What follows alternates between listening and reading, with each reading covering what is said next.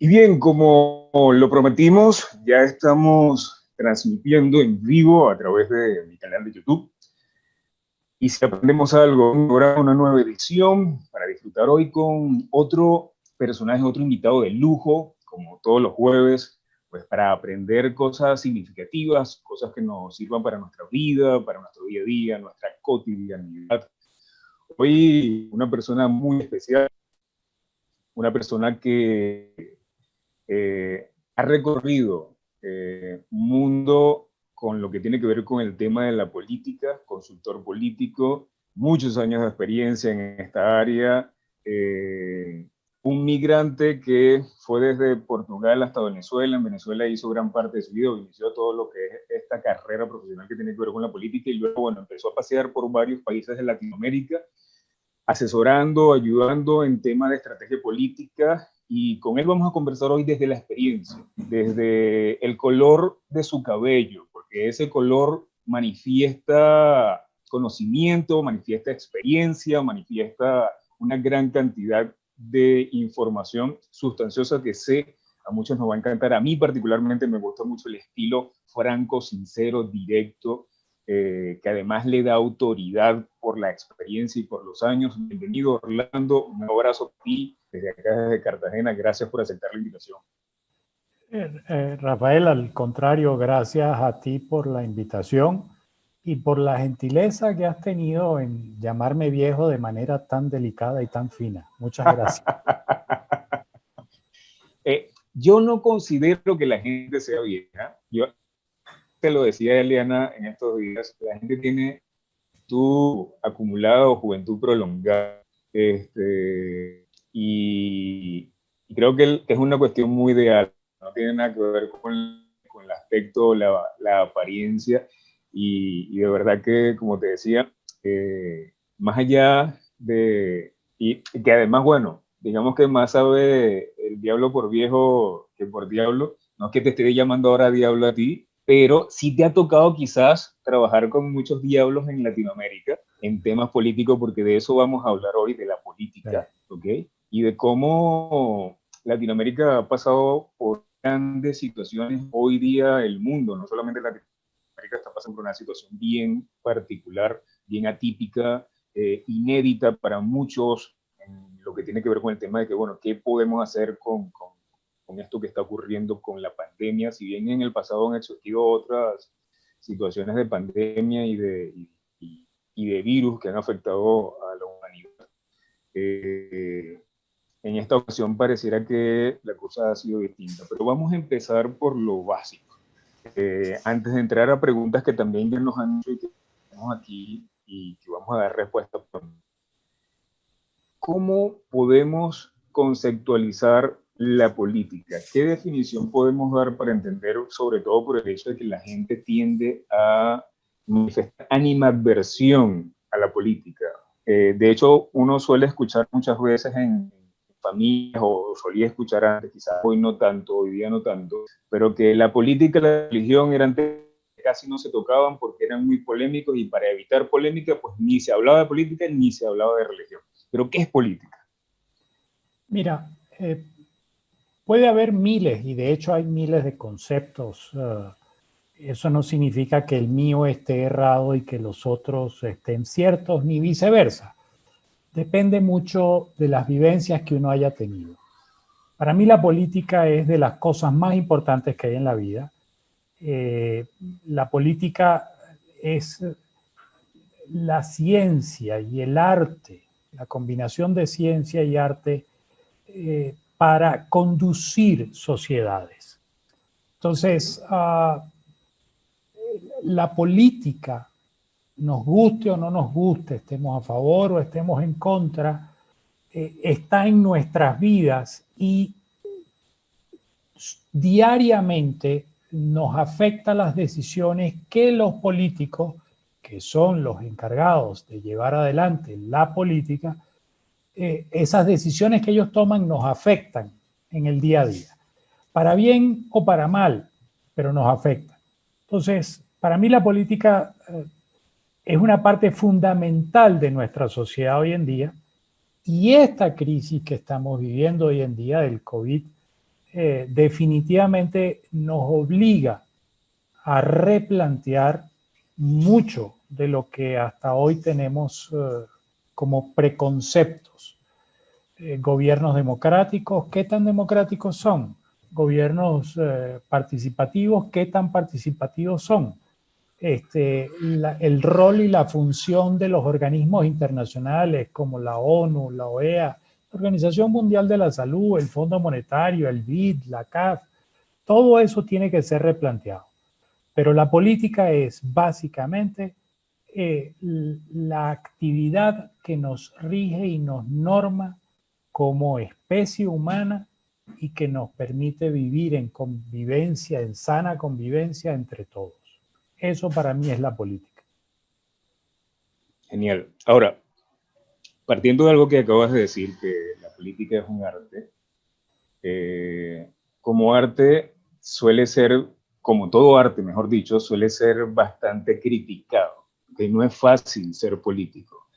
Siempre se habla, por ejemplo, de aquella historia de que, bueno, ser político es como aquel viejo que va con una mula y un niño y pasan por un pueblo y la gente le dice, oye, pero si son tontos, ¿por qué no se suben a la mula? Y en vez de estar caminando, se suben a la mula y cuando pasan por otro pueblo, la gente dice, oye, pero están matando a la pobre mula, los dos montados en ese pobre animal. Se bajan de la mula y queda nada más el anciano sobre la mula. Pasan por otro pueblo y en el otro pueblo dice, oye, pero qué señor tan desconsiderado, ¿por qué no monta el niño y se baja él y camina él? Y así pueblo por pueblo siempre van criticando y pareciera que no hay conformidad con cada una de las cosas que hacen estos dos, hasta que llega un momento en que son ellos los que terminan cargando a la mula, porque no podían satisfacer a todo el mundo. Siendo un arte, es posible, se podrá llegar, o sencillamente es utópico pensar que se puede a través de la política lograr complacer a toda una nación o a la población, o para que la población por lo menos esté medianamente conforme con las cosas que se están haciendo. Mira, la política no solamente es un arte, también es una ciencia. Ahora, es utópico pensar que la actividad de un gobierno puede complacer a todo el mundo. Eso no va a suceder porque de arrancada los humanos, cada uno tiene su propio criterio, cada uno tiene sus improntas, cada uno tiene sus creencias. Entonces, lo que para ti es bueno, a lo mejor para mí no es bueno, y viceversa. Lo que debe hacer un gobierno, lo que deben hacer los gobernantes es, número uno, estar en sintonía con los ciudadanos que lo eligieron. Número dos, él tiene que establecer un equilibrio entre las solicitudes o las demandas que le hacen sus ciudadanos y lo que realmente puede hacer desde el punto de vista legal, desde el punto de vista presupuestario, y luego establecer otro equilibrio entre las necesidades sentidas y las necesidades reales. Porque las necesidades sentidas por lo general responden a coyunturas, pero las necesidades reales por lo general responden a problemas estructurales que toman mucho más tiempo, dinero en resolver. Entonces, lo que estamos viendo hoy en día es una enorme insatisfacción de la población con los políticos, en muchos casos con justa razón, porque una cosa es la campaña electoral y cómo te tratan de seducir, y otra, cómo a la final te gobiernan. Entonces, cuando tienes ese dilema, la gente, por supuesto, se frustra. Y lo que estamos viendo en los últimos, tal vez las últimas 2 décadas han sido los más dramáticos, 3 décadas, donde los políticos cada día se desconectan más del ciudadano. Y entramos en un círculo perverso, donde el político se desconecta del ciudadano, pero el ciudadano se desconecta del político. Con lo cual caemos en un círculo perverso porque a menor participación de la gente, a la gente abandonar las oportunidades de participar, hace que el control político sea mucho más fácil. Y entonces el político termina haciendo lo que él quiere. Entonces es un tema complejo. ¿Cómo podemos hacer? Bueno, yo vengo insistiendo desde hace años que hay que incentivar la participación ciudadana para ejercer Contraloría Social sobre los políticos y que estos sientan la presión de la gente y sientan que la gente está pendiente de lo que hacen. Y en la medida en que eso suceda, nos vamos a ir reconciliando con la política y en esa misma medida los políticos van a ser mucho mejores y van a estar mucho más conectados con el ciudadano. Ahora, hay algo bien importante que acabas de mencionar y es sobre la participación política y sobre la acción que deben tener las personas o el pueblo en general con respecto a lo que puedan estar haciendo los administradores de la nación o de su nación o de su localidad, si es que es un alcalde o un gobernador, en fin. La pregunta está en cómo hacerlo. O sea, cómo lograr, o no sé si desde tu experiencia, ¿qué has logrado ver? ¿Qué activismos reales han funcionado a la hora de que una persona realmente haga algo y el Estado reaccione ante esa situación? Sobre todo por el hecho de que vivimos, por ejemplo, en un continente donde se ha trabajado mucho en función del miedo, del desgaste, del abuso de poder y de una gran cantidad de cosas que la gente termina pues sencillamente apartándose o escondiéndose por temor al daño que puedan ejercer las autoridades. Mira, es correcto, pero ¿qué podemos hacer? Hay que empoderar a la gente, pero la gente tiene que empoderarse a sí misma. Te cuento una anécdota lo más rápido posible de una situación que hicimos en México, por ejemplo, que fue un gran experimento. Okay. Nosotros llegamos a un territorio determinado y no teníamos mucha entrada. El político a quien yo estaba asesorando no tenía mucha entrada, no tenía mucho contacto. Un individuo brillante, un individuo con unas iniciativas espectaculares, pero no teníamos lo que se llama la maquinaria para poder afrontar una contienda electoral a la vuelta de un par de años, que era lo que estábamos planificando. Lo que hicimos fue comenzar a reunirnos con la gente que aceptaba reunirse con nosotros en los barrios más humildes y conversar con ellos y tratar de pensar con ellos, bueno, ¿cuáles son los problemas que hay en su comunidad? Era lo primero que hacíamos. Lo segundo que hacíamos era priorizar esos problemas con ellos. Y lo tercero que hacíamos era pedirles que ellos nos dieran cómo los solucionaran ellos, cómo ellos pensarían que se pueden solucionar. A raíz de ese ejercicio, que a la gente le pareció interesante, comenzamos nosotros a crear unos comités de participación ciudadana, donde por pequeños segmentos de territorio, estos comités levantaban las dificultades o las necesidades más latentes. Te pongo ejemplo. En esa ciudad había mucha gente con problemas de diálisis.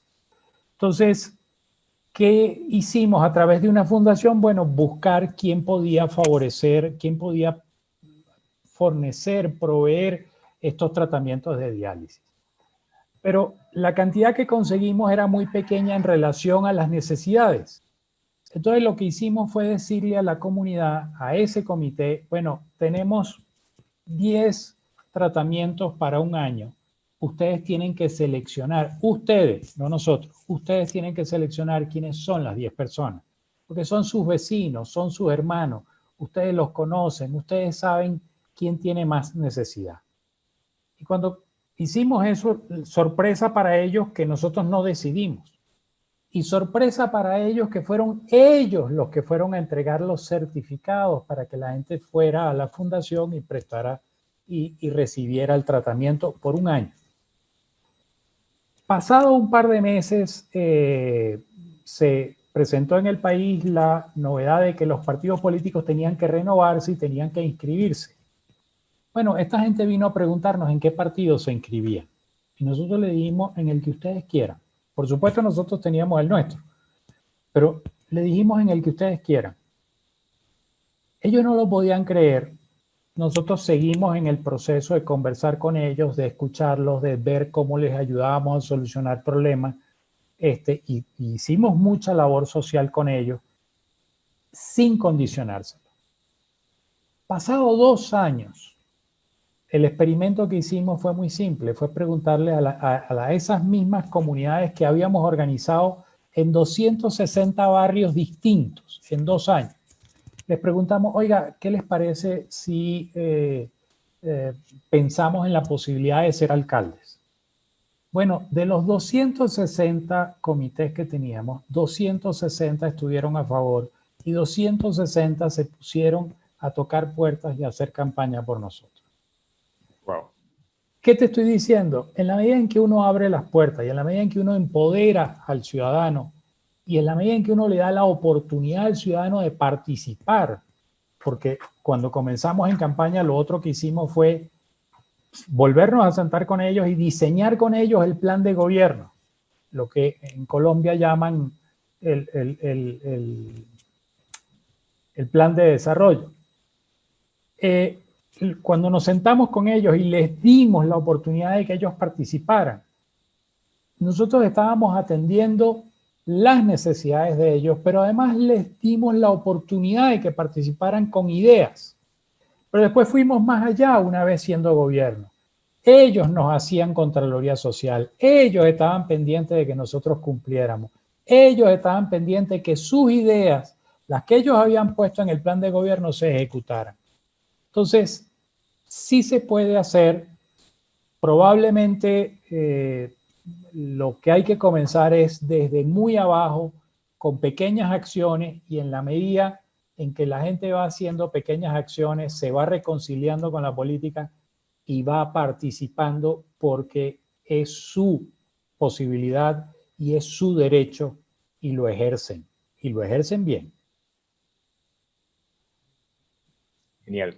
Te comentaba que te iba a mencionar algunas frases, las cuales quizás nos iba a abrir tema o más tema de conversación sobre algunos personajes de la historia que, partiendo de esa frase, pues uno puede inferir qué tan bien o qué tan no es así esa aseveración que están haciendo. Te digo la primera frase. Los artistas mienten para decir la verdad, mientras los políticos mienten para ocultarla. Eso lo dijo Alan Moore, el autor de V de Vendetta, quienes vieron la película de V de Vendetta, pero en el libro Alan Moore escribe esta frase: los artistas mienten para decir la verdad, mientras que los políticos mienten para ocultarla. ¿Es siempre así o podemos tener la esperanza de que no siempre los políticos mienten para ocultar? A pesar de que hay gente que dice, no importa lo que diga el gobierno, siempre miente. O no importa cuando leas esto. La política está muy desprestigiada, lamentablemente, y eso es terrible. Terrible porque, por ejemplo, hay el último estudio que hizo Latinobarómetro, que es de 2018, el apoyo a la democracia ha caído 20 puntos en 20 años. 1. 2. El aumento de la cantidad de gente que le es indiferente si está bajo un régimen democrático o un régimen dictatorial autoritario es indiferente para la gente. Y eso es peligroso. ¿Y eso por qué? Bueno, porque no le creen a los políticos y porque está muy desacreditado. Ahora, hoy en día, la política es tan sofisticada y las técnicas de comunicación política son tan sofisticadas que es muy difícil mentir. Hay políticos que lo siguen haciendo. Pero te pongo un ejemplo. El dicho popular decía: entre cielo y tierra no hay nada escondido. Bueno, ahora resulta que es entre cielo, tierra, Google, Twitter, Instagram, Google, Facebook, Snapchat, TikTok, etcétera, etcétera, etcétera. Entonces, no hay manera de que un político hoy en día diga una cosa y termine haciendo otra, porque la gente se lo cobra y se lo cobra caro. Te pongo un ejemplo sencillito, 2 ejemplos sencillitos. López Obrador en México se comprometió en campaña a no aumentar los combustibles y a bajarlos. Bueno, hace días, en una de sus ruedas de prensa acostumbradas que hace en las mañanas, dijo, no, yo lo que me comprometí fue a no aumentar.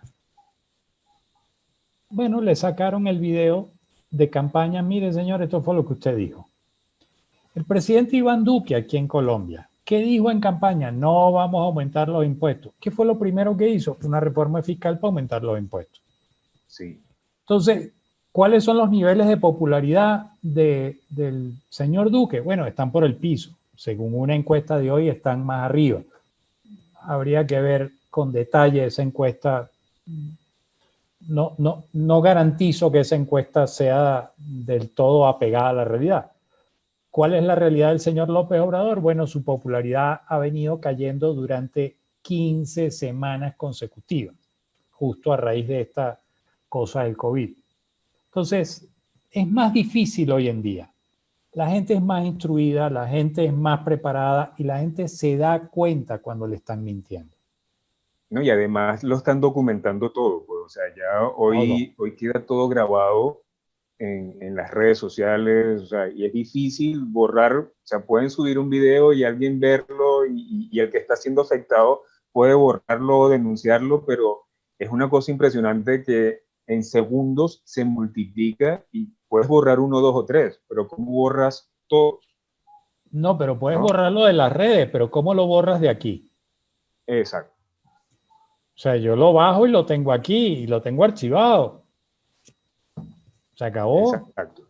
Y de alguna manera, es lo que decía Abraham Lincoln en una oportunidad, se puede engañar a parte del pueblo parte del tiempo, pero no se puede engañar a todo el pueblo todo el tiempo, ¿no? Es correcto. Digamos que Lincoln ya lo tenía visionado hace mucho tiempo. Tú puedes engañar un ratico, pero no todo el tiempo vas a poder engañar a todo el mundo. Mira, hoy en día es muy complicado para los políticos mentir. Y cuando mienten, la gente se los cacha, la gente se los detecta y la gente se los cobra.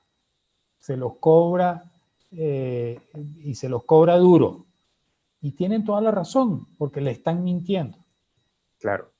Y al final de cuentas a nadie le gusta que le mienta. Ahora, partiendo de esta política que ha sido quizás la política tradicional de muchos, de prometer cosas en campaña, de prometer puentes sobre ríos donde no hay ríos, que es lo que tradicionalmente se hace en una campaña. Yo recuerdo un chiste de alguien que decía que llegó un candidato a un pueblo y les voy a bajar los impuestos, y la gente, sí, y les voy a construir escuelas, sí, y les voy a construir puentes, y sale el asesor a decirle al político, candidato, aquí no hay río, y también le construimos un río. O sea, era impresionante cómo se llegaba a esa capacidad. Sin embargo, hoy día no resulta así. Alguien me dijo, Rafael, pregúntale a Orlando, un amigo que tengo en Chile, hablando de esto de la política tradicional, ¿qué piensa él sobre la política disruptiva? O sea, sobre estos políticos que están tratando y que inclusive hay ejemplos de ello. Tú mencionaste a alguien de México, no sé si era la personaje que tú asesoraste, tiene que ver con este mismo señor, donde le dieron 18,000 pesos para su campaña y luego consiguió 250,000 pesos más y con esos 268,000 pesos ganó en comparación con presupuestos grandísimos que tenían los otros candidatos, pero por su manera de presentarse, por ser un candidato independiente, por no manejar la política tradicional o las campañas tradicionales, por venderse como un ser humano común y corriente, con un pensamiento distinto al que manejan los políticos cotidianamente. Este señor llegó a la alcaldía. Se dice que Macron, presidente de Francia, también entra dentro de estos políticos disruptivos por su manera de pensar, su manera de actuar, su personalidad. Hoy en día, siendo tu asesor político, y creo yo saber la respuesta, pero me gustaría que nos ampliaras más, prela más la personalidad. Ya se ve el político no como alguien de un partido, sino como una marca personal. Y bueno, véndeme tu realidad más que lo que te rodea o te apoya? Es un conjunto de factores, no es solo la marca personal. La marca personal evidentemente importa y la gente está más pendiente de la persona que del partido. Y la gente está más pendiente de si ese candidato le genera empatía más allá de su plan de gobierno. Pero es un conjunto. Tiene que ser la personalidad del candidato, una personalidad auténtica, empática, una personalidad que la gente sienta y perciba que ese candidato es como yo, ese candidato piensa y siente como yo. Segundo, quienes lo rodean, porque la mujer del César no solo debe ser honesta, sino además parecerlo. Entonces, quienes lo rodean, quién es su equipo, pero además, ¿cuáles son sus planteamientos? ¿Sus planteamientos están conectados con la realidad de la gente o no? Y el tema ideológico, el tema de partido va quedando relegado a un segundo paso, porque el tema ideológico en la década del siglo pasado, en los 50, 60, 70, hasta los 80, tenía mucha importancia y mucho peso. Hoy en día no tiene tanto peso. Entonces, la marca personal sí funciona. El ser disruptivo te puede funcionar si llevas tu mensaje de tal manera que enganche a la gente y que conecte con la gente porque es lo mismo que piensan y es lo mismo que sienten. Pero no basta solo con ser disruptivo. Tienes que ser preparado, lo suficientemente bien preparado para transmitirle certidumbre a la gente. Transmitirle a la gente, bueno, este señor es capaz de hacer esto. Porque cuando la gente apuesta, y hemos visto casos, Hugo Chávez en Venezuela, Bolsonaro en Brasil, y podemos seguir con muchos casos más, la gente apuesta por candidatos disruptivos, pero resulta que son candidatos que o no estaban preparados, caso Bolsonaro me parece que es uno, y el presidente Chávez de alguna manera es otro, o no presentan su discurso disruptivo, oculta su realidad y oculta sus verdaderos intereses, y a la final terminemos gobiernos desastrosos como ya lo hemos visto. Así que esto es un conjunto de factores: tu preparación, tu marca personal, tu equipo, tus planteamientos, tu discurso, tu mensaje, tu preparación, y sobre todo funciona muchísimo no funciona, es un aporte importante tu pasado. ¿Qué has hecho? ¿Cuál es tu historia? Tu historia te avala, eso es importante y le da una fortaleza enorme a un candidato.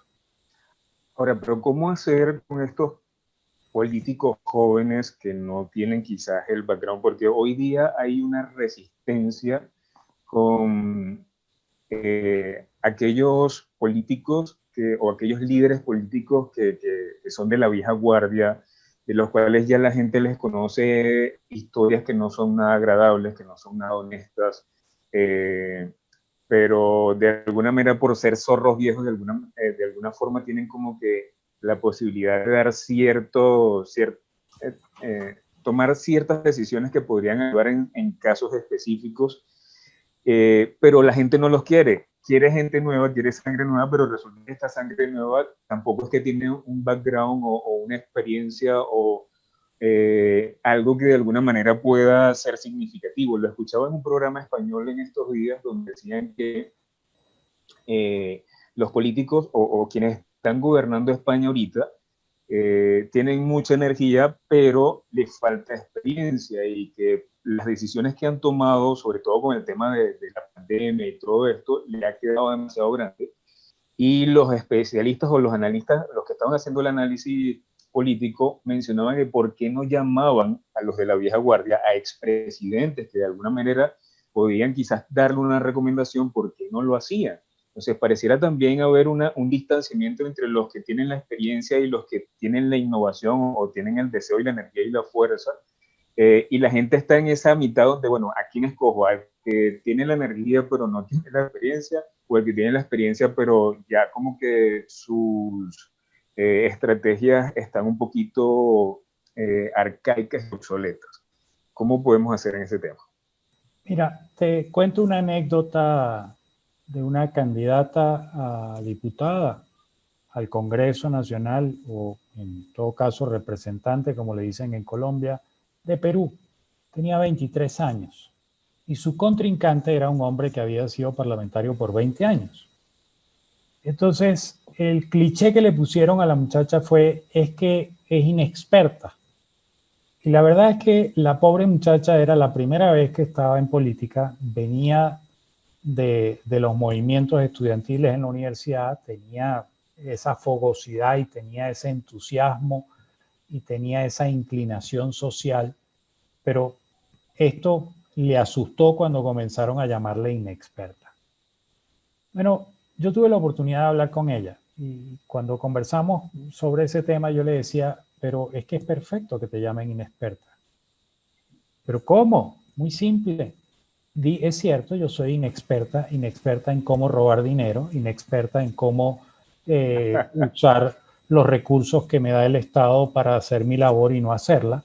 Soy inexperta en hacer trampas, es verdad. Y la verdad, no quiero esa experiencia. Y con ese discurso esa muchacha ganó y llegó al Parlamento. Ahora, ¿qué hizo esa muchacha después? Bueno, lo que tenía que hacer. Se buscó a gente mucho mayor que ella, que tenía la experiencia y equilibramos las cargas porque tienes que buscar la experiencia cuenta. Entonces, los jóvenes pueden ser disruptivos, sí, los jóvenes puede ser que no tengan experiencia en política, sí, no pasa nada con eso.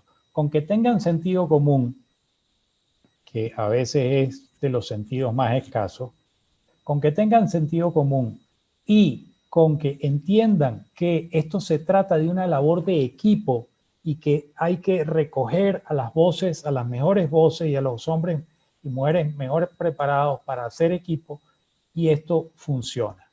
Te pongo otro ejemplo, que probablemente tú no lo viviste. Un político en Venezuela, cuando se eligieron los gobernadores por primera vez, a lo mejor tú estabas muy pequeño para esa época. Bueno, este señor lo que hizo fue buscarse a los mejores técnicos que pudo y que no estaban con él, no eran políticos y algunos ni siquiera habían votado por él, pero eran los mejores. Y él lo único que les pidió es una cosa muy simple. Mire, yo lo único que necesito es que usted me diga, ¿usted está de acuerdo en hacer este programa de gobierno? Sí. Bueno, entonces sígase a eso y su lealtad es a esas ideas. No es conmigo, es a esas ideas. Entonces su labor es desarrollar esas ideas y esas acciones. Y paralelamente buscaron gente política que le daba sentido social a las políticas técnicas que querían implementar los técnicos. Y él lo que hacía era conciliar entre los dos, entre lo técnico y lo político, entre lo técnico y lo social, hasta llegar a una decisión. Bueno, y fue un gobierno muy, muy, muy exitoso. Y cada vez que hemos visto experiencias de ese tipo, donde se complementan las situaciones, los resultados son fabulosos. El ejemplo que te puse al principio, por ejemplo, nosotros recurrimos a un gran empresario de la zona en México y el empresario estaba muy preocupado por la situación de la ciudad. Nosotros le dijimos, oiga, necesitamos que nos preste a su contralora. La contralora de su empresa. Oiga, pero ¿cómo se la voy a prestar? No, hombre, no las presta. Con una condición. Si ella se equivoca, nosotros la vamos a votar y usted no la puede recoger. Pero si ella no se equivoca, una vez que termine el periodo, usted la recupera con un aumento de sueldo, además, porque va a ganar menos estos años. Pero préstenos. Claro. Bueno, y lo convencimos y nos la prestó y fue un éxito la señora. Haciendo que Contraloría. Claro, pero ¿qué le daba? ¿Cuál era la garantía que tenía este empresario? Que el presupuesto de la ciudad iba a estar perfectamente bien ejecutado y no iba a haber robo. Claro. Y si la ciudad mejoraba, su negocio mejoraba. Así de simple. Por supuesto. Entonces, no importa que sean jóvenes, no importa que no tengan experiencia. La experiencia se adquiere, pero también puedes aprovecharte de la experiencia de los mayores. Entonces, lo que hay es que establecer equilibrios, tan simple como eso. Ahora, otro factor importante, y ya después de esto entro a la parte de preguntas, porque seguramente nuestra amiga en común, Eliana, te he hecho algunas preguntas de gente que ya me ha hecho preguntas, pero ella siempre está ahí pegada, ajá, y la mía ¿para cuándo? Y mi respuesta ¿para cuándo? Yo sé que hoy día la gente está con el tema de la pandemia y el coronavirus y algo que nos aboca a todos, y ya vamos a llegar a ese punto. Pero algo que quiero también destacar es el tema de los egos. Los egos en la política creo que ha sido algo que ha dañado muchísimo, muchísimo los procesos de desarrollo y de crecimiento que puede haber en una nación o en una región en particular. Yo cuando llegué, o volví a Cartagena, me contaron un cuento bien simple. Dijeron que Cartagena no sale adelante mejor, o sea, siendo una ciudad turística con una cantidad de ingresos impresionantes, siendo una de las ciudades con la tasa de pobreza más alta en Colombia, con tanto dinero que entra acá en Cartagena. Y mucha gente siempre se pregunta, bueno, pero ¿por qué resulta? O sea, ¿qué pasa? Que además, tú lo debes hacer muy bien, o sea, Cartagena ha pasado por 12 alcaldes en menos de 5 años, 6 años. El tema de la corrupción ha sido súper grave, o sea, es una cosa impresionante lo que ha sucedido acá en Cartagena. Y alguien me lo explicó con el cuento del balde de cangrejos. Y yo, ¿cómo es eso? Y yo, bueno, aquí la gente de Cartagena es como los baldes de cangrejo. Cuando tú no has visto un balde de cangrejo, yo no, anda para el mercado de Basurto y mira los baldes de cangrejo. Los cangrejos están vivos en el balde. Y tú vas a ver, y yo, ¿cómo es que están vivos y no se escapan? No, eso no se escapa ni uno. Míralo, míralo. Cuando yo voy y observo aquello, veo que cuando una jaiba de esa o cuando un cangrejo de ese intentaba salir del balde para escaparse, para liberarse, para hacer algo distinto y diferente, los otros cangrejos ¡fum!, lo bajaban y lo mantenían en el balde. Yo, oh. Y entonces, cuando me vuelvo a encontrar con este amigo, yo, el problema aquí en Cartagena es que cuando alguien intenta hacer algo, el resto, por una cuestión de ego, lo tumba, lo quitan, hasta lo matan, lo desaparecen, pues es que si no lo hago yo, pues no lo va a hacer nadie. Y sencillamente me interesa que va a ganar, o sea, me interesa que se mantenga el status quo como punto. ¿Qué pasa con el tema de egos y qué podemos hacer con los egos en la política? Mira, los egos han destruido civilizaciones enteras.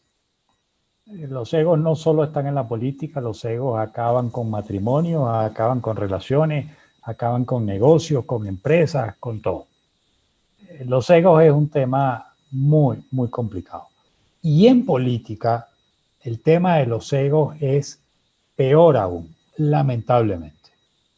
No es fácil de resolver el problema.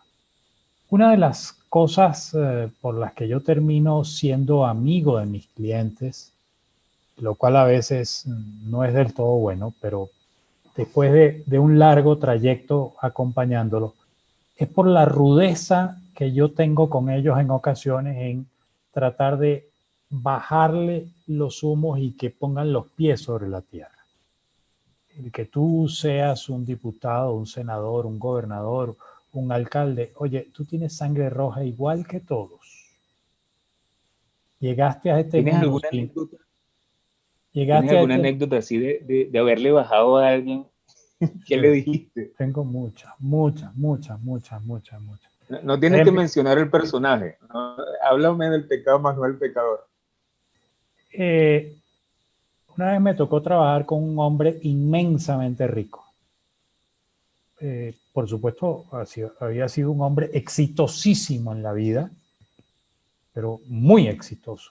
tremendamente exitoso, un hombre riquísimo, o sea, asquerosamente rico, si eso describe un poco, pero rico porque lo había trabajado durante muchos años, Claro, había sido espectacular lo que había hecho. Entonces, en un debate que tuvimos sobre una manera, yo le escribí un discurso que él tenía que dar, lo estábamos ensayando y entonces él no estaba de acuerdo con una parte del discurso. Entonces entramos en un debate de por qué no estaba de acuerdo. Entonces, en vista de que sus argumentos yo se los volteaba y se los volteaba y se los aniquilaba, llegó un momento en que sacó la frase típica: es que usted no conoce a los de acá. Es que usted no sabe cómo son las cosas en este país. Entonces yo le dije, bueno, a mí me parece que usted tiene toda la razón. Ahora, déjeme hacerle una pregunta. ¿Cuántas campañas ha hecho usted? Bueno, usted sabe que esta es mi primera campaña. Ah, ok. ¿Por qué? No, porque si esta es su primera campaña y yo he hecho 300, hay alguna diferencia. Por supuesto que a ello le cayó muy mal al pobre hombre. Entendió que la había embarrado, como dicen aquí. Tomamos un receso. En aquella época yo fumaba, él también. Entonces cada uno de nosotros se fue por un lado a fumar. Después de un par de cigarrillos y un par de cafés, volvimos a sentarnos y el señor no volvió a cuestionar nada. Y entendió que el sentido que yo le había dado a aquel discurso era para humanizarlo y que había que poner los pies sobre la tierra y él tenía que bajar de su pedestal de hombre absolutamente rico en un país donde el 60% de la gente es pobre. Y que si queríamos ganar teníamos que ir por los votos de la mayoría. Y la mayoría era gente muy humilde, gente muy pobre, gente que jamás en su vida podría tener una fortuna como la que él tenía. Y él a la final lo entendió. Y a la final nos llevamos bien, pero fueron debates duros. no me imagino. Te voy a poner quizás en un compromiso con las preguntas que te voy a hacer ahorita, No pero tengo como dinero. te dije, ¿cómo? Siguiente pregunta. eh, si tuvieras que elegir entre estas tres cosas que te voy a mencionar, ¿cuáles dirías? ¿Derecha, centro o izquierda? Yo no creo en ninguna de esas cosas. No. En ninguna. Mira, uno, el muro de Berlín se cayó. Ok. Dos, la crisis económica del año 2008 confirmó que eso de izquierdas y derechas. Y tres, esta circunstancia que estamos viviendo ahora, donde un enemigo microscópico, que hay que verlo en un microscopio, nos tiene a todos de rodillas, nos tiene a todos encerrados en las casas. Y esto le da a izquierdas, a derechas, a centros, a todo el mundo. ¿Yo en qué creo? Yo creo en la gente que lo quiere hacer bien. Ok. Y esa gente uno la va detectando y esa gente uno la va, en la medida en que tú conversas con esa gente, en la medida en que tú conoces a su familia, conoces a su entorno, conoces cómo piensan, conoces sus ideas, uno va entendiendo que no pasa nada. Mira, el cuento que te acabo de echar del hombre riquísimo era de un hombre de derecha, conservador, absolutamente conservador. Pero también he trabajado para gente de izquierda y de izquierda muy avanzada y muy progresista, pero gente que quería hacer las cosas bien. Entonces yo no tengo ese tipo de conflicto. Entonces eso para mí es absolutamente intrascendente. Bien, no, genial, genial, me encanta. Ahora, eh, es difícil quizás poder hacerse una imagen de alguien en estos temas, pero si se te preguntara ahorita un personaje que admires en el mundo político y por qué, ¿a quién mencionaría o no lo hay? No, sí hay, claro que hay. Eh, ya fallecidos algunos. Gandhi era uno, por ejemplo, Mandela era otro, que me parece sumamente interesante, sobre todo el proceso de Mandela y el proceso de reconciliación que tuvo que hacer en Sudáfrica, sumamente importante. Me parece que esos dos Ahora, personajes... estos dos que estás mencionando, si los vemos muy por encima, de manera quizás muy superficial, prevalaba más la humanidad que cualquier otra cosa.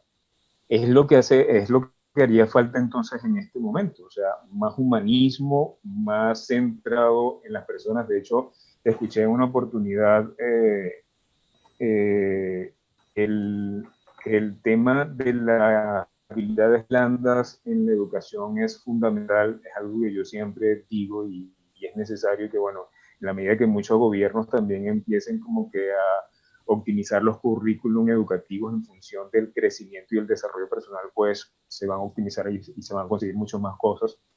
Pero un elemento que tenían en común estos dos personajes que acabas de mencionar era su capacidad humana de poder acercarse al otro, y pues por supuesto el ego no era algo que estaba en ellos, o si estaba muy poco o de una manera muy justa. Claro, pero voy más allá. Te pongo otro ejemplo que todavía está vivo. Felipe González en España. Yo Ok, vi una entrevista que él hizo, era para su reelección, que por cierto perdió contra Aznar. Y él contó una historia impresionante. En la época en que todavía existía el franquismo, previo a la democracia, él era abogado, bueno, es abogado, especialista en laboral. Entonces él defendía sindicatos. Bueno, cuando llega la democracia, comienza el proceso democrático en España, él era oposición. Y una de las cosas que tuvo que hacer el gobierno de ese momento era cerrar una fábrica. Bueno, él se opuso al cierre de esa fábrica y se juntó con el sindicato y defendió el sindicato y defendió la fábrica. Bueno, años después él gana la elección. ¿Y cuál es de las primeras cosas que le tocó hacer? Cerrar esa fábrica. Porque una cosa es cómo lo ves de los lentes que usas cuando estás en la oposición y los lentes que usas cuando estás en el gobierno. Y él tuvo que admitirlo. Pero entonces hizo un proceso interesante. ¿Cuál fue el proceso? Sentarse a hablar con los obreros que había defendido años atrás y decirle, mire, la fábrica es inviable. No hay manera de sostener esta fábrica. Ahora no los vamos a abandonar. Vamos a discutir con ustedes un proceso de cómo nos reinventamos, cómo nos reeducamos, cómo el Estado puede aportar para que ustedes consigan otro oficio. Y durante un año nosotros nos ocupamos de ustedes mientras ustedes se capacitan para después, o bien se van a otro empleo o bien vemos qué hacemos. Al final del año, un grupo de esta gente le presentó un plan de cómo hacer viable la fábrica. Y la fábrica sigue en operación 30 años después. Entonces, genial. lo que te quiero decir es, el año pasado, por ejemplo, el año pasado fue el año donde más se gastó en armamento en el mundo.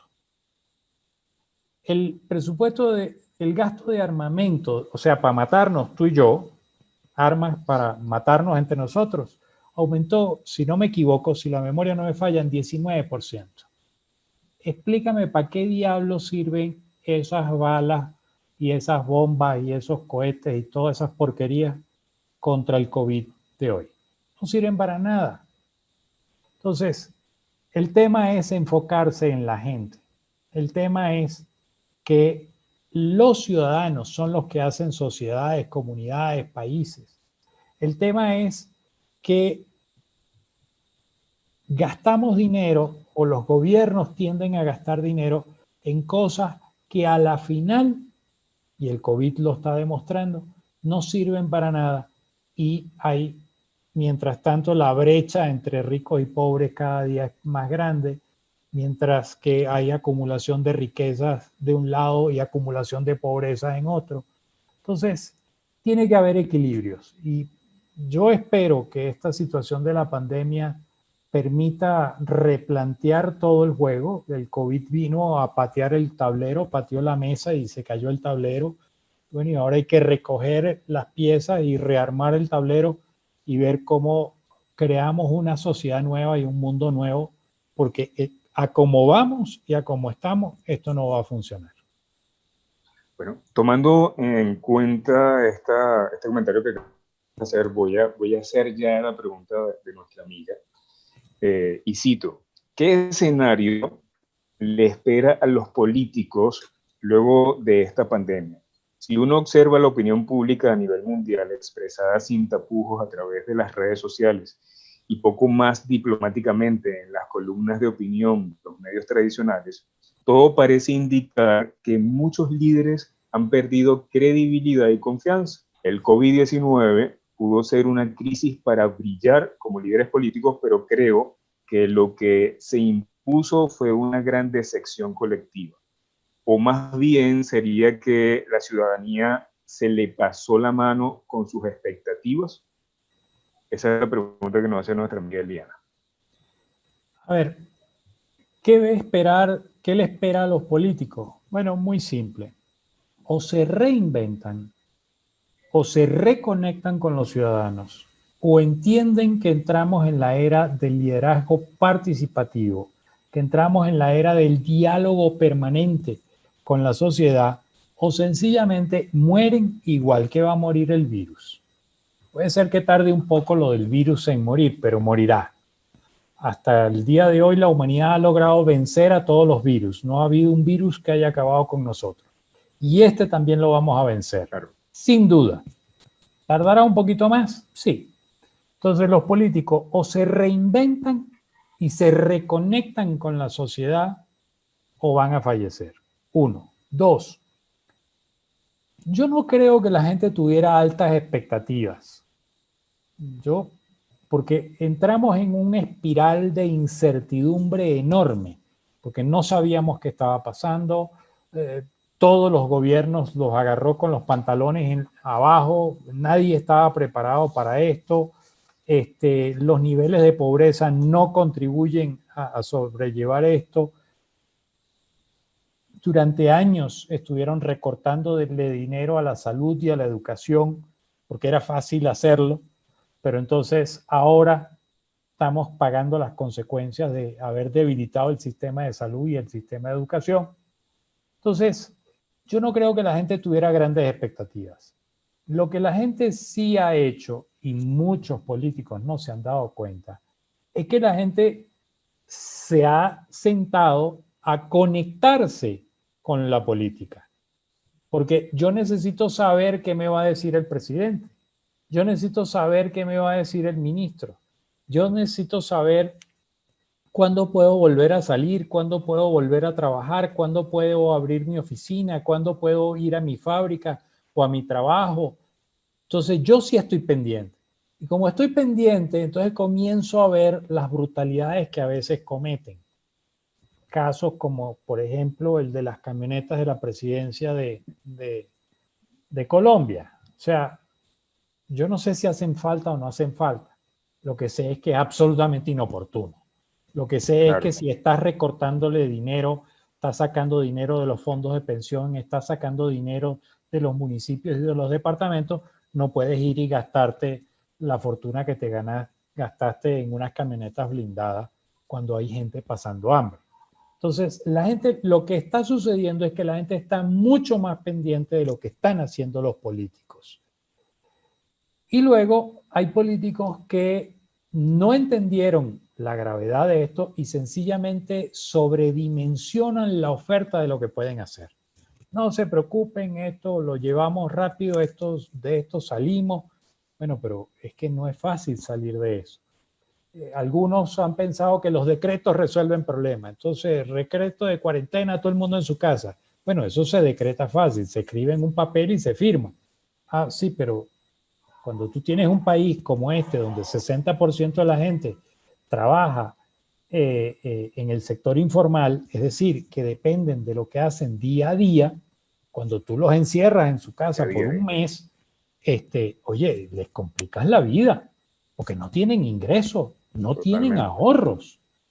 Entonces, pienso que no ha habido grandes expectativas de la población, lo que ha habido más bien ha sido frustración ante los desatinos de muchos de los gobernantes, que además no han sido claros, les cuesta hablar claro. Te pongo un ejemplo rapidito para redondear la idea. Angela Merkel hace 45 días atrás. Angela Merkel se paró frente a la televisión nacional y le dijo, mire, lo que nos viene es muy serio. Lo que nos dicen los expertos, no yo, los expertos, es que el 70% de la población se puede infectar. Lo que nos dicen es que se va a morir mucha gente. Lo que nos dicen es que tenemos que hacer el sacrificio de quedarnos en casa y esto va a maltratar la economía. Y le habló claro a la gente, sin mentiras. Entonces la gente sabía a qué atenerse. Es decir, la gente lo que busca es certidumbre de sus líderes. Y estos líderes, tratando de engañar, tratando de manipular, tratando de no presentar la realidad como es, cruda y dura, con palabras bonitas, suaves, lo puedes hacer, pero tienes que decir la verdad. Lo que hacen a la final es generarle más incertidumbre al ciudadano y por ende más estrés al ciudadano.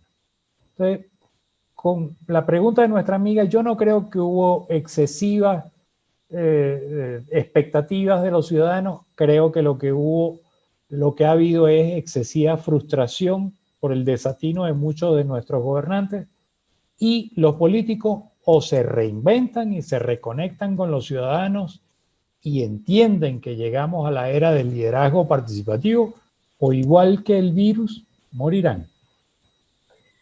¿Te atreverías, me hablaste de Mandela, de Gandhi, ¿te atreverías a hablarme de algún político latinoamericano que tú puedas decir es digno de admirar?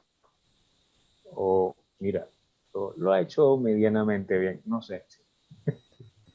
Más que admirar, eso es un poco complicado, pero creo que hay cosas rescatables en muchos casos.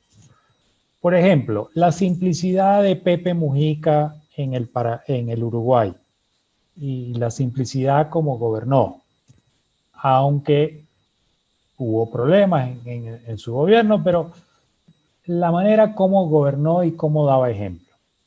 Caso de Horacio Cartes en Paraguay, que impulsó grandes obras e impulsó y sacó a mucha gente de la pobreza. Las cifras de pobreza del Paraguay disminuyeron. Siguen siendo altas, sí, pero disminuyeron. Y pienso que los programas de infraestructura y los programas de asistencia en materia de vivienda y en materia de educación ayudaron mucho. Rafael Correa, por ejemplo, en Ecuador, con todo y su estilo confrontativo, y podrás estar de acuerdo o en desacuerdo, te podrá agradar o no, hizo una gran inversión en materia de salud y en materia de educación.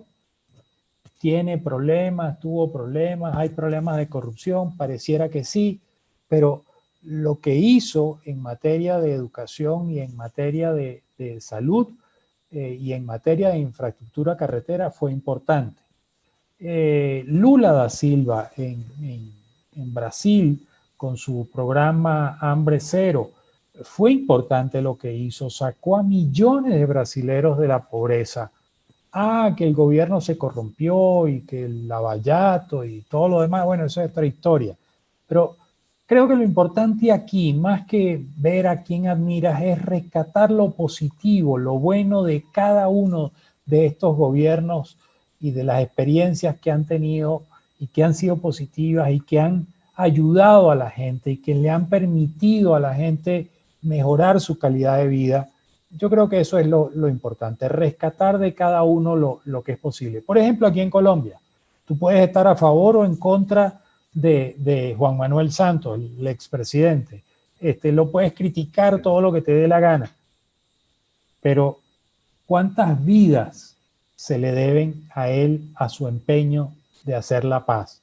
Con todos los errores que pueda tener, con todas las fallas que pueda tener el proceso de paz, que seguramente las tiene, con todo lo que le quiera criticar. Solo el saldo en vidas salvadas. ¿Cuánto vale eso? Por ejemplo, Claro. un año después de cerrado de firmado los procesos de paz, el hospital militar de la ciudad de Bogotá tenía varios pisos desocupados. Eso no se había visto nunca. ¿Cuánto vale eso? Entonces, Claro. rescatemos lo positivo. Yo creo que hay que rescatar lo positivo. Creo que es importante. Genial. Ahora, ya para ir cerrando, porque ya nos quedan unos minutos, quiero cerrar con dos cosas. Te voy a mencionar una primero, me das la respuesta y bueno, y ya la última pregunta para como cierre definitivo del programa y para que te despidas y nos dejes un mensaje al final. Se vienen elecciones en países importantes, la gente habla de que todo lo que está sucediendo es parte de el nuevo orden mundial y bueno, y en este tipo de situaciones siempre saltan las teorías conspirativas y de que esto está movido por tentáculos y por brazos y manos peludas y todos estos cuentos. Pero ¿cómo ves en escasos 2 minutos quizás contarnos sobre esta pregunta que estoy haciendo, el tema de las elecciones que se avecinan, caso Estados Unidos, bueno, ya creo que pronto ya se activó el tema del Brexit, de la salida de la Gran Bretaña de la Unión Europea y ver un cambio importante allí. O sea, están empezando a suceder cosas, el tema comercial con China, que ahora con todo este tema hay quienes están diciéndole ahora a China rescate, pagos por el hecho de no haber controlado la pandemia, en fin. O sea, esto ha traído una gran cantidad de situaciones que podríamos pensar, para bien de quién, ¿qué análisis breve podríamos sacar de esta situación que se nos viene y que se nos avecina? Mira, el tema de los Estados Unidos me parece que está muy complicado. Antes de la pandemia, mi tesis era que el señor Trump probablemente se podía reelegir. Hoy, al día de hoy, esto puede cambiar, la política es muy dinámica, pero al día de hoy me parece que el señor Trump la tiene muy complicada, pero supremamente complicada porque su tetarudez de decir esto es una gripecita, tal y qué sé yo, bueno, tienes 1/3 de los infectados del mundo y tienes la 1/4 parte de los fallecidos en el mundo producto de este virus. Y eso le puede pasar una factura enorme al presidente Trump. El caso de China, yo creo que China la va a pagar cara también, porque China aparentemente ocultó la información durante más de un mes. Y esto, hay simulaciones que dicen que si China hubiese tomado acciones los primeros 5 días, el nivel de contagio y de muerte hubiese sido inferior al 95% de lo que terminó siendo. De lo que ellos dicen que terminó siendo. A mí no me queda claro que lo tengan. Pero creo que esto le va a costar caro, porque una de las cosas que sucedió en el mundo en las últimas 3 décadas es que el mundo se dejó de ser industrial. Y China pasó a ser la fábrica del mundo. Por ejemplo, de cada 5 carros que circulan en el mundo, 4 tienen piezas fabricadas en China. Pero era muy cómodo que los chinos fabricaran de todo porque lo hacían barato. Al principio mal, pero ahora lo hacían barato y bien. Bueno, yo creo que esto va a replantear y los países van a volverse a industrializar.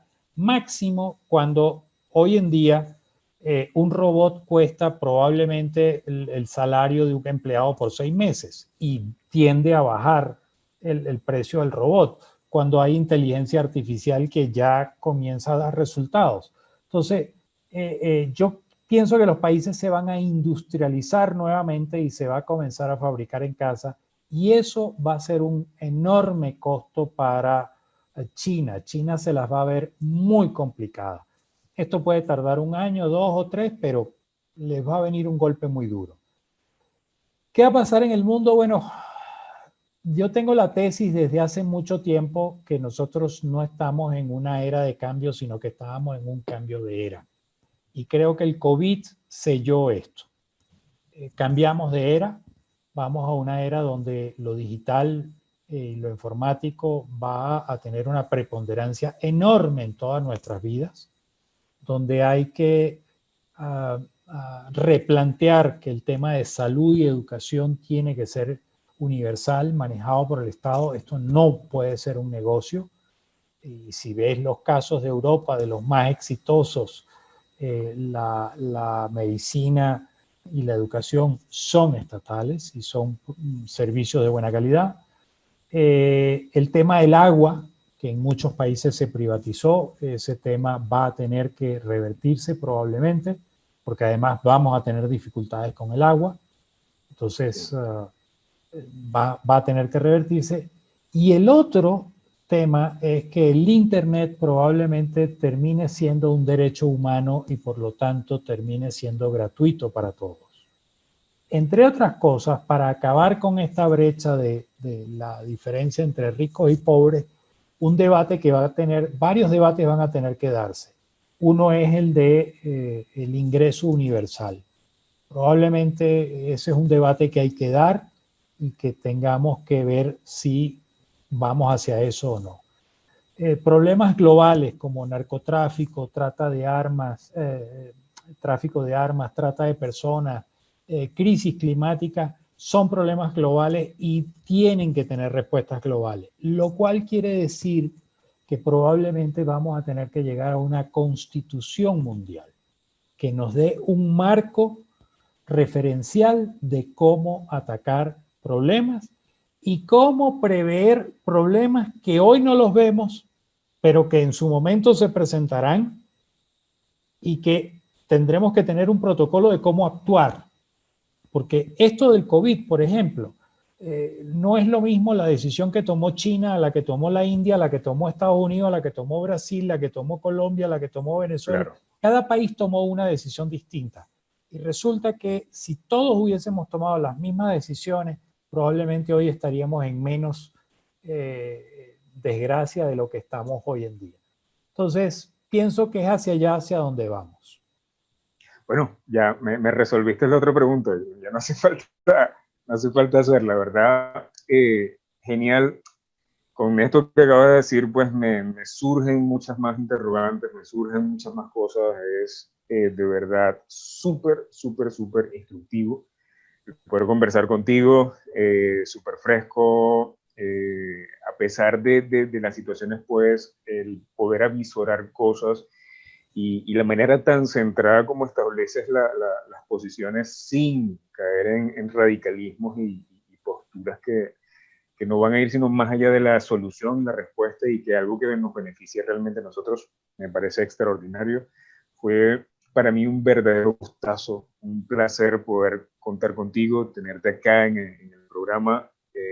Sé que no va a ser de mi parte en la primera y la última y espero que tampoco lo sea para ti, que en otras oportunidades podamos seguir conversando de muchas otras cosas porque, como bien lo dijiste al principio, la política es algo que no solamente abarca lo que tiene que ver lo gubernamental o lo estatal, sino que la política es algo que nos arropa en muchas áreas, en muchos aspectos de nuestra vida. Yo que trabajo en el área corporativa siempre le hablo a los empresarios, a los dueños de empresas, a los microempresarios, a la gente que está arrancando, que es importante y es vital que vayan construyendo su gobierno corporativo, y eso habla de las políticas dentro de la empresa y una gran cantidad de cosas, y la gente a veces como que no entiende, se les va el por qué es importante eso, pero definitivamente la política es algo que está en todas las áreas, en todos los aspectos de nuestra vida. Y bueno, ojalá podamos más adelante seguir filosofando. Un abrazo inmenso para ti. Gracias de verdad por este tiempo que nos has dado. Cada vez que una persona da tiempo, está dando vida. Y eso es un regalo súper extraordinario que pues se valora muchísimo. De verdad, muchísimas gracias. No, Rafael, nada que agradecer, por favor. Al contrario, gracias a ti por la oportunidad. Agradable la conversa. el tema da para muchísimo más, así que a tus órdenes cuando quieras. Y a quienes, no, a quienes han participado, quienes han hecho sus preguntas, pues se los agradecemos. Y si quedan algunas pendientes, pues yo mañana o pasado mañana me dedico a contestárselas a quien escriba y encantadísimo de la vida. Por supuesto, este programa va a quedar colgado en mi canal de YouTube. Abajo en la descripción van a estar los puntos de contacto de nuestro amigo Orlando Goncalves, a quien a través de sus redes sociales, Instagram, Facebook, Twitter, pueden hacerle todas las preguntas, dudas, seguir preguntándole cosas. Si necesitan alguna asesoría a nivel de política, pues es uno, como yo lo digo, de los duros en este tema por la experiencia, por, como lo dijo él hace un rato, las 300 campañas en las que ha estado y que ha asesorado a muchísima gente, y en la cual ha tenido también un éxito bien significativo. Nos vemos la próxima semana en Y si aprendemos algo. Cuídense mucho.